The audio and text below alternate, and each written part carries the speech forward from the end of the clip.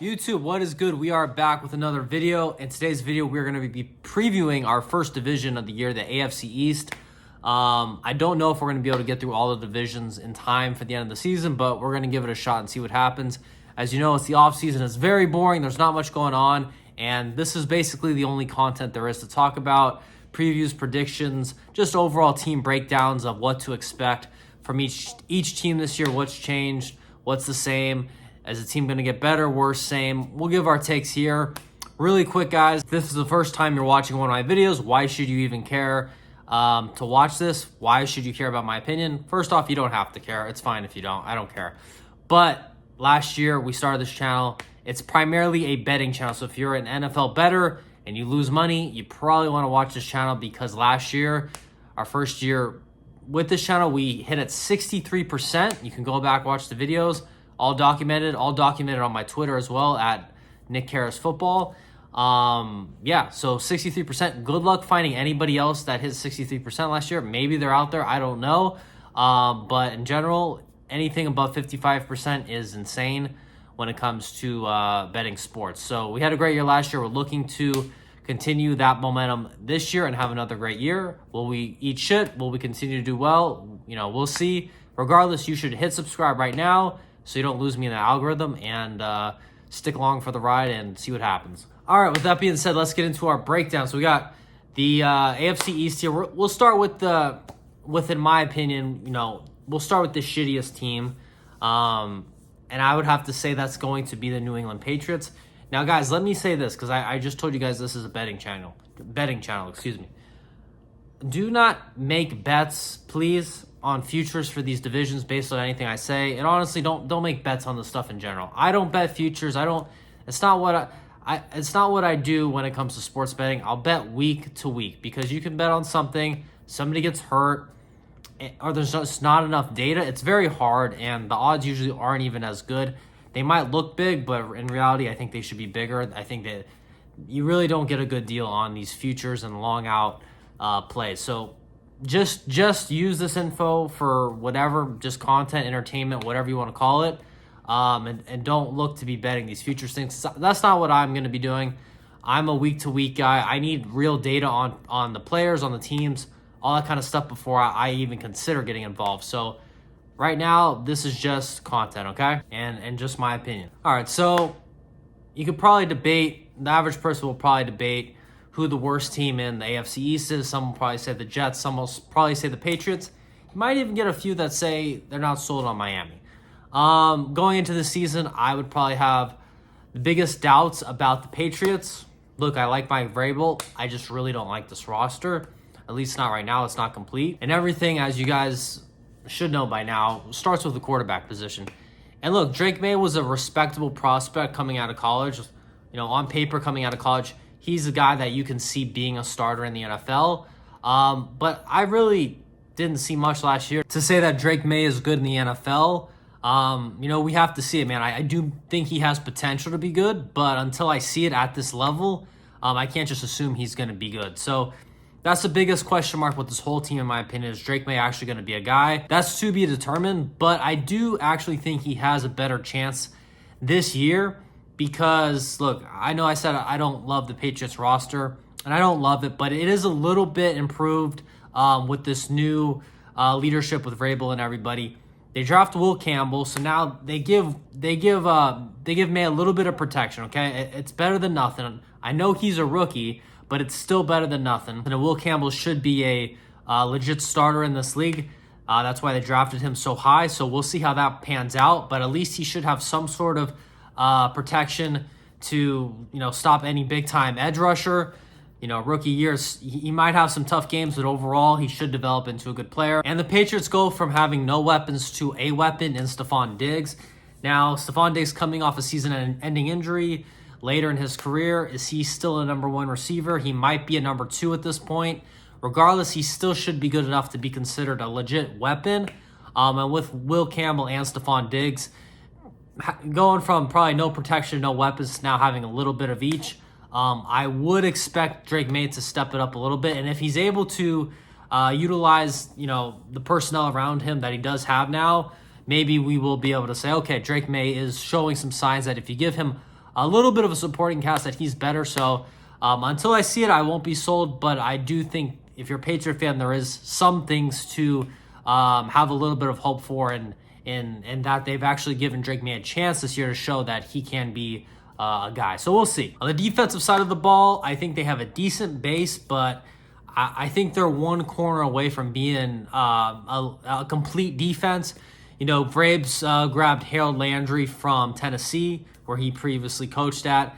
And you guys should all know by now, Christian Gonzalez, Patriots' best cornerback, might be the best corner in the league. Definitely up there. He's definitely not just a guy. He's an elite cornerback. So I love good corners, man, and having him is great. I just think they need one more guy to be a true CB2 so they can play man coverage and really not just have to rely on Christian to do everything, because he's only one guy on defense and he can't control where the ball goes. So I think having a second guy to complement him is really critical for this team making a big leap on the defensive side of the ball. I do think Harold Landry should help.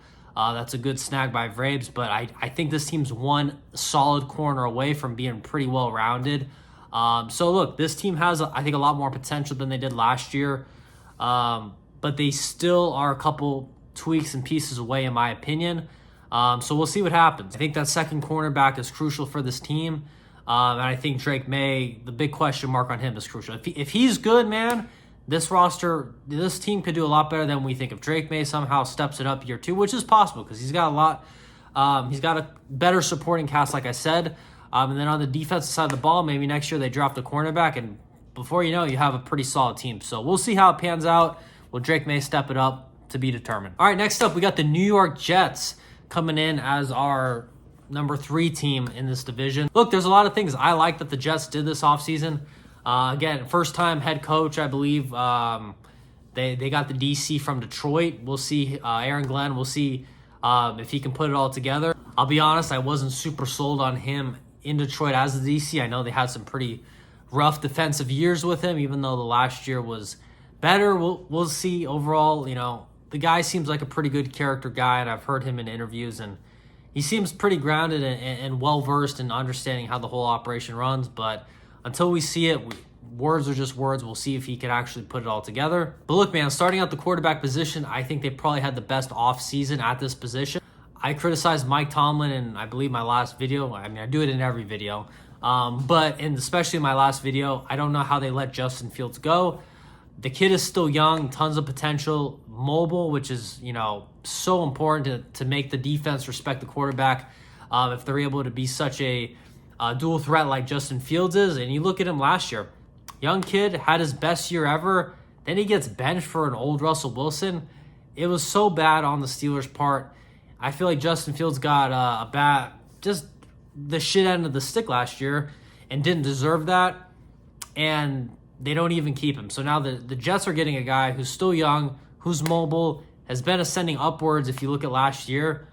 To me, it's a buy low, low-risk thing, man. They're not even paying him that much. I think getting Fields at the price that they did, look, there's a chance he sucks again or next year and for the rest of his career. But for the price of this kind of asset, you have to take that risk.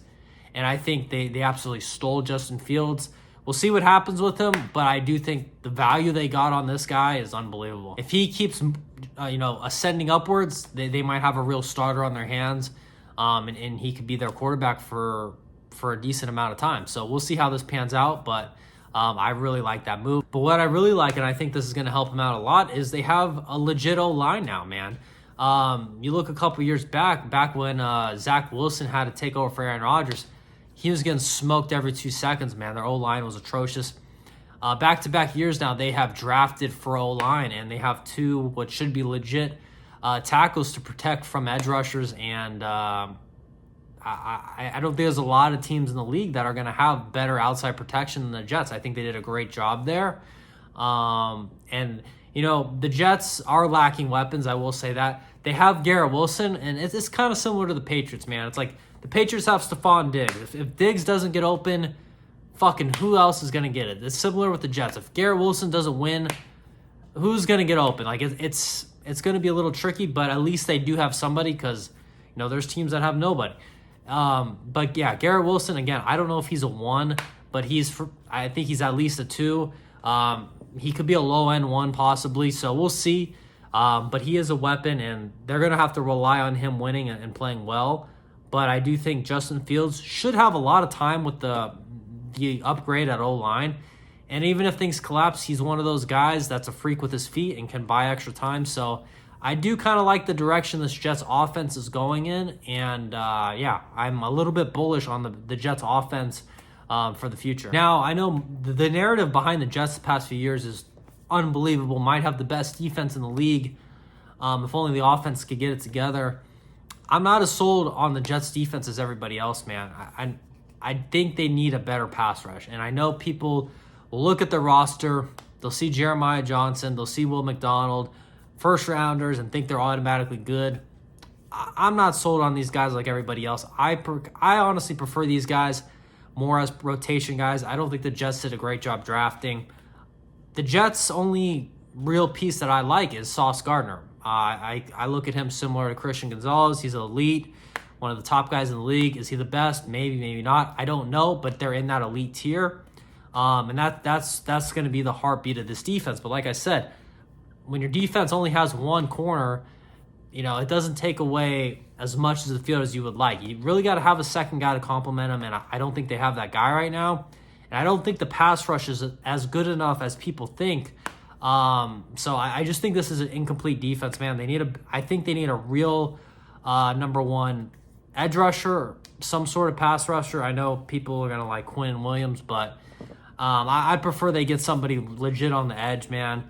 And they still need a second corner, in my opinion, before I can say this is a legit defense. So in my opinion, still a decent amount of work that needs to be done here on the Jets, but I do like the way the offense is trending. So we'll see how it all plays out. I'm excited to see Justin Fields get a shot after he got such a bad, just got screwed over last year, man. I hate how Mike Tomlin did him, low IQ Tomlin, but that's what low IQ Tomlin does. So anyways, moving on to the next team, we have the Miami Dolphins. Now, of all 4 teams, I probably hate this team the most. I'm not saying they are the worst team in this division. I'm just saying out of personal dislike for the way they're run, they drive me crazy. The head coach drives me insane. I don't know, man. He just does not seem like he has control of this locker room, of this team. They are actually decently effective if you look at his data with Tua of moving the ball. I'm not going to say they're elite, but they're good. They're respectable, definitely enough to kind of have the chance of squeezing into a playoff spot. Not high enough to where I would look at them as Super Bowl contenders, but definitely playoff contenders. But when you watch their games, man, it's so gimmicky. It's just hard to watch. It's so many screens and just a bunch of garbage. But hey, it moves the needle. It gets the job done enough, so I can't shit on it too much, because at the end of the day, the outcome is all that matters. And they do a good enough job when Tua's healthy to do that. When Tua's not healthy, though, this team is shit. And Tua, if you've been alive for the past few years, I've seen that Tua is very injury prone. And when he gets hit, he might be out for the season. He might be out for multiple weeks. With his concussion history, you never know with Tua. So there's a lot of question marks on, is Tua going to play the whole year? Because if he doesn't, those games he doesn't play, man, you saw what happened last year with Tyler Huntley, Skylar Thompson. Holy fuck, that guy's might be the worst backup quarterback ever. Tim Boyle might be even worse than Skylar Thompson. I didn't know that was possible. It was just really bad last year. So yeah, the Dolphins need Tua to stay healthy to have a prayer. And the very positive thing for the Dolphins is they might have the best weapons in the league. They have Tyreek Hill with Jalen Waddle. Tyreek Hill's obviously a 1. Waddle, who knows? He's playing with Hill. He's at least a 2. There's a chance he's a low-end 1, but, we haven't seen him enough without Tyreek. But they have at least 2 absolute weapons on their team. So if Tua has time to throw the ball, somebody should be getting open. That's a trick question, though, or a trick statement. Because I don't think Tua's going to have the time. And a lot of people, if they look at the next-gen data or the advanced stats, whatever, they're going to be like, oh, Tua gets rid of the ball so fast. Well, yeah, he fucking better, because their O-line is shitty. This team doesn't have an O-line that can protect for a long time. If you look at their personnel, their tackles are There's nothing special. The firepower on this team is at quarterback and their wide receivers. So, look, they're going to need to get rid of the ball quick. They're going to continue to have to do these gimmicky kind of things because I don't think they have the O-line that can protect for long periods of time. And in my opinion, man, that's so important. And it's going to be hard, in my opinion, to consistently beat the better teams in the league if you can't protect. So you're going to be able to win against some teams that don't have a great pass rush. But when you have to deal with a TJ Watt, a Myles Garrett, it's going to be hell. And then if we look at the Dolphins defense, man, I'm just not that impressed. And especially now, man, I think they're really fucked up trading Jalen Ramsey. So look, their pass rush, it reminds me of the Jets. It's a lot of guys that are perceived as pretty good. Chop Robinson, Bradley Chubb. I'm not really sure though, man. Bradley Chubb coming off an injury. If he's healthy, maybe their pass rush is pretty good because they got a few guys. But getting rid of Jalen Ramsey, this team is extremely weak at corner now, and I don't know how the fuck they're going to play man coverage. I think they're just going to be forced to play zone. It's going to get predictable. Teams are going to be able to figure them out, and they're probably going to have a better chance of getting the ball ran against them. And I just don't have a lot of faith in this defense. If you watched last year, like the way the mentality of this team was, the defense was weak, man. I just didn't see a ton of effort tackling, man. You know how they get in those cold weather games.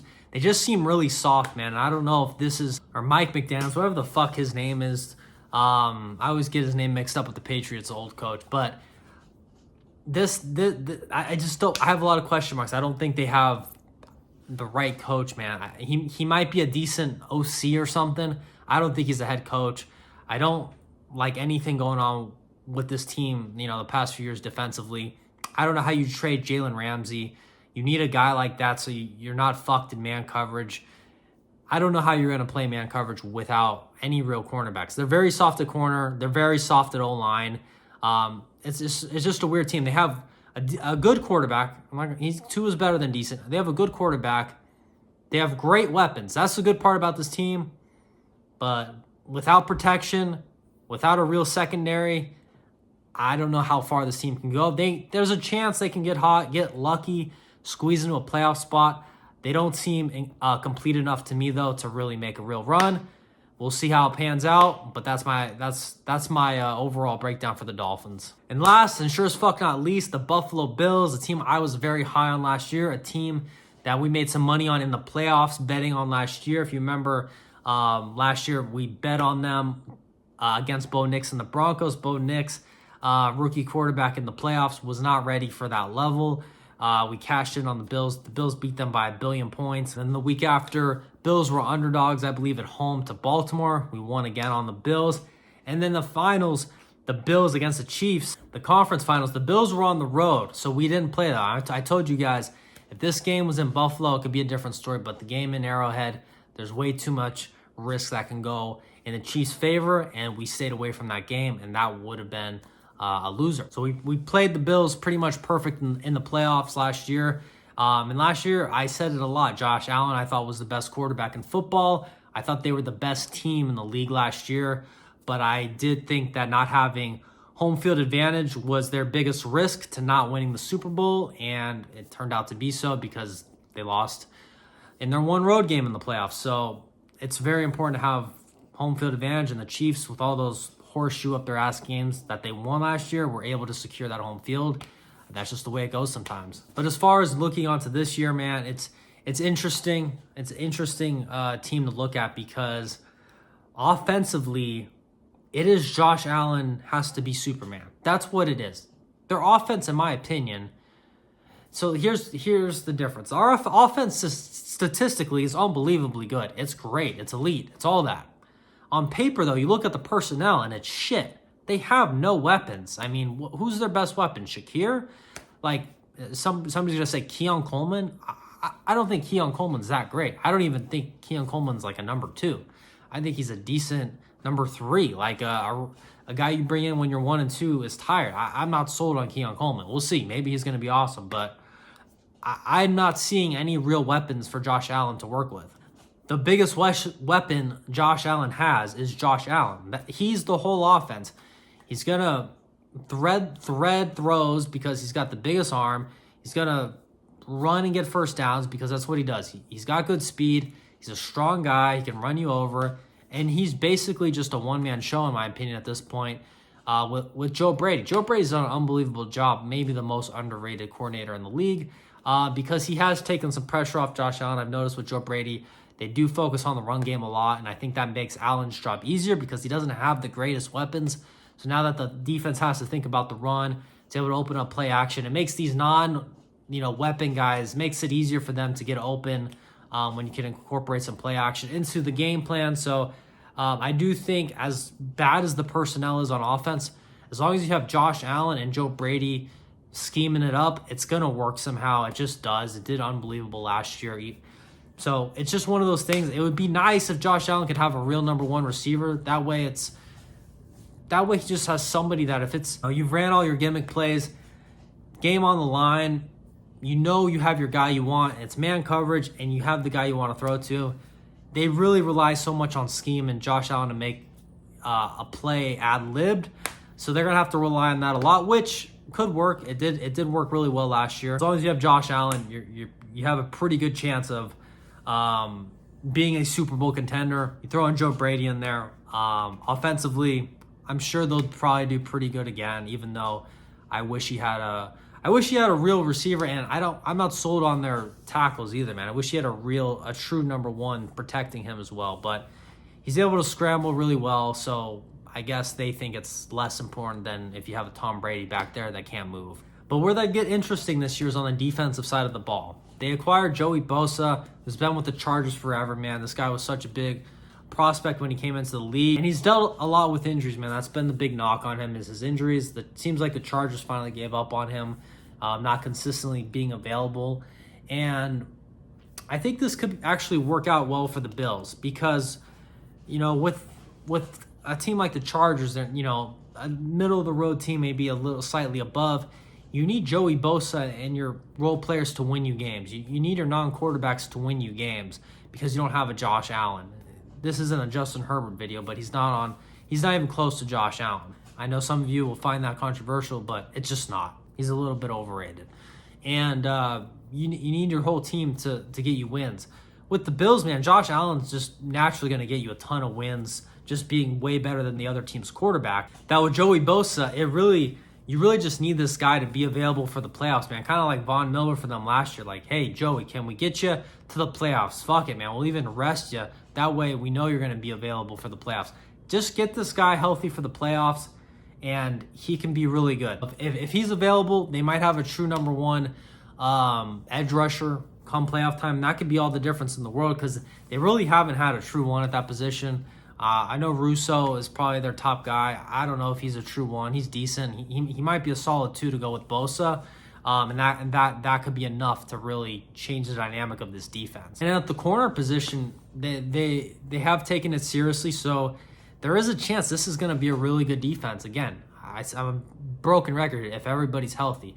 They get Tre'Davious White back.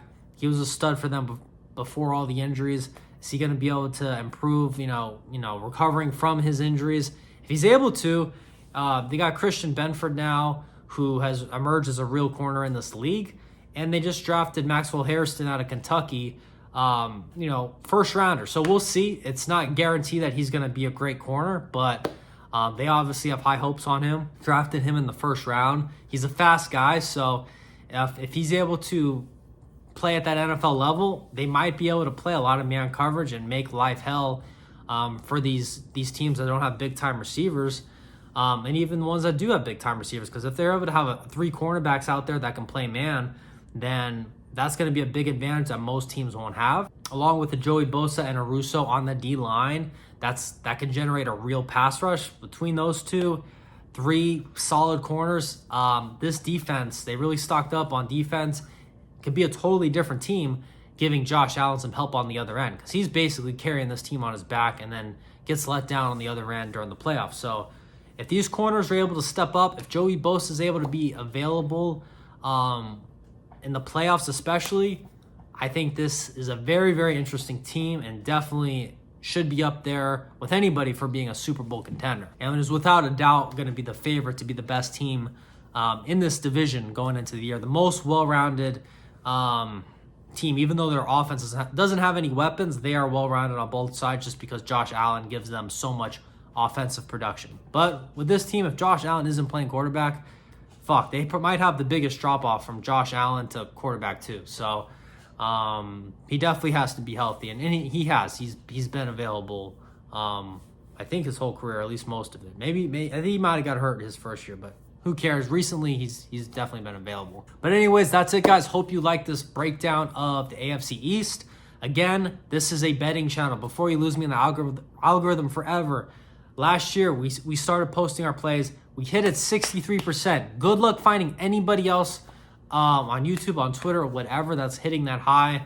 This is what we pride ourselves on this channel. I hope to be able to put out my picks out there and just be better than everybody. That's my passion with this channel, man. I'm obsessed with being the best at this. I love football, so it's just my thing, man. So if you don't want to forget about me when the time comes for the actual year and we don't have to just make random content videos and we can actually talk about games and break them down and handicap them and we're always very selective of which games we bet. If you don't want to lose me, man, please like this video, subscribe so I'm in your algorithm.